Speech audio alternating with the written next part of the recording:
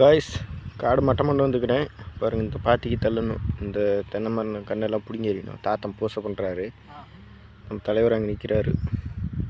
Guys மட்டை அடிச்சுட்டுக்கிறேன் பாருங்க, சரிதா.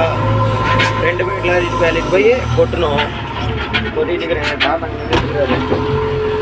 ஒரே கையில் வேலை செஞ்சு ஒரே கையில் வீடியோ பிடிக்கிறேன். காய்ஸ் காலைக்கு கம்மியாக வந்தால் எதுவும் தப்பாக இருக்காதுங்க.